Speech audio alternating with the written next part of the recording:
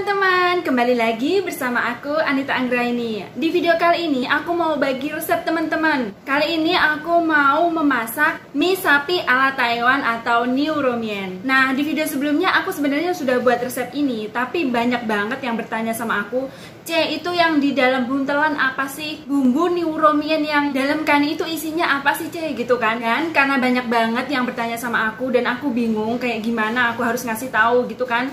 Kali ini aku mau ngasih tahu teman-teman, rahasia bumbu New Romian yang terenak itu ada di lupau atau di dalam buntelan. Nah, kali ini aku mau kasih tahu rekomendasi bumbu yang terenak buat New Romian dan sekalian menjawab pertanyaan teman-teman ya.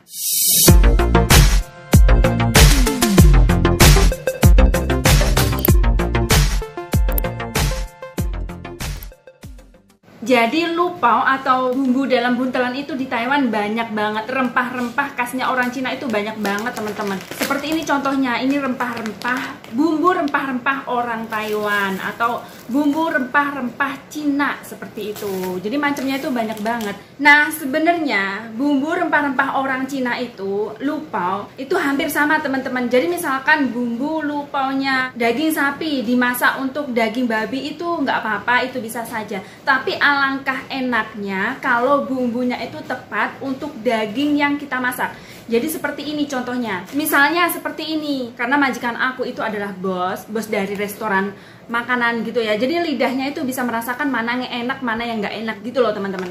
Jadi kalau mau buat New Romian itu usahakan bumbunya itu khusus buat daging sapi. Jadi nanti rasanya mantep.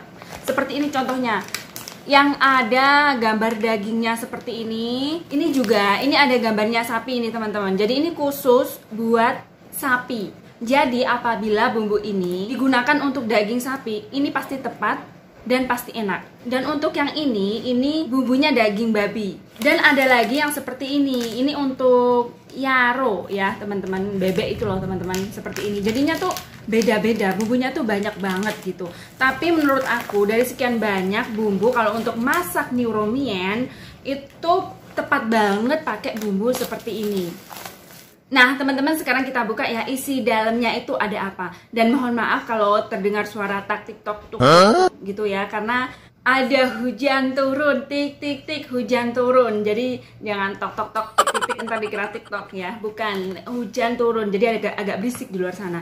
Nah teman-teman, ini untuk bumbu buntelan atau rempah-rempah New Romian. Jadi dari aromanya itu udah beda teman-teman. Tuh, kalau ini belum dimasak, ini udah ada aroma sedap.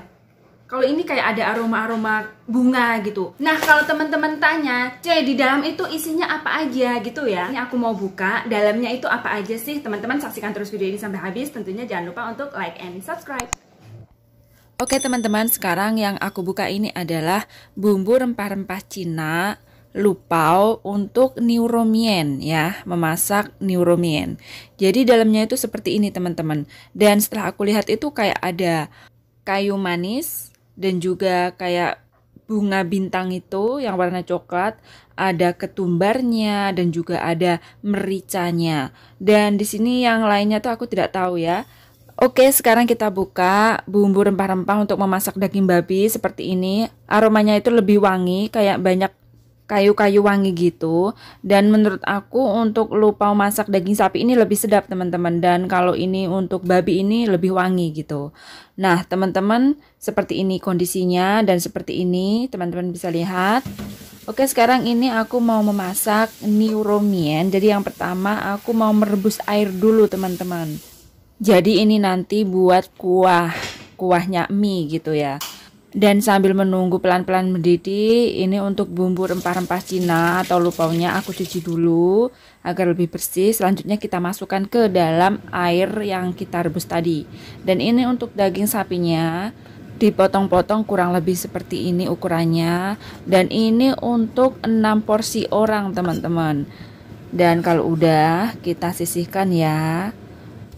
Dan kemudian kita siapkan bawang bombay. Kita potong, dan untuk tengah-tengahnya ini kita buang aja ya, ini keras ini teman-teman ya. Dan selanjutnya kalau udah kita sisihkan. Selanjutnya siapkan 2 buah tomat ya teman-teman. Ini aku memakai 2 buah tomat. Kita iris-iris seperti ini kurang lebih. Dan untuk bumbunya ada bawang putih dan juga jahe iris-iris. Kemudian ada daun bawang iris-iris juga. Dan kalau sudah kita panaskan wajan. Kalau udah panas kita kasih sedikit minyak. Lalu kita masukkan bumbunya ya teman-teman. Kita tumis sampai harum dan kalau udah kita masukkan bawang bombaynya. Kemudian kita masukkan tomatnya.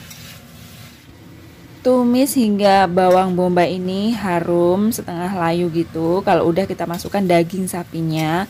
Kemudian kita tumis lagi. Kita tumis sampai dagingnya itu berubah kayak pucet-pucet gitu ya teman-teman. Kalau udah kita masukkan kecap asin lalu kita aduk.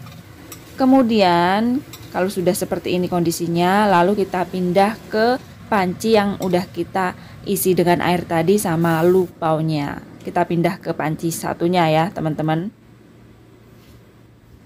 Nah kemudian kalau semuanya sudah kita pindah ke panci kuah tadi, udah kayak gini, lalu kita kasih kecap asin sama garam. Kemudian kita aduk dan kita biarkan atau kita masak sampai dia itu empuk. Kita tutup ya. Nah teman-teman, karena daging sapinya masih dimasak ya sampai empuk, kira-kira memerlukan waktu kurang lebih 1 jam. Sambil menunggu dagingnya empuk, aku mau menyiapin sayurnya. Di rumah majikan aku itu wajib ada kuah, ada daging dan juga sayur. Jadi aku mau cari sayur dulu ya teman-teman. Ini dia, udah ketemu. Jadi kalau aku masak mie itu pasti pakai sayur ini. Oke, kita cuci dulu ya. Oke teman-teman, untuk sayurnya aku memakai cincang jai. Mungkin kalau di Indonesia sawi hijau kali ya. Dan selanjutnya kita cuci bersih, kemudian kita tiriskan dan kita siapkan daun bawang, kita iris kecil-kecil seperti ini. Ini untuk taburan ya teman-teman. Selanjutnya kita sisihkan dulu.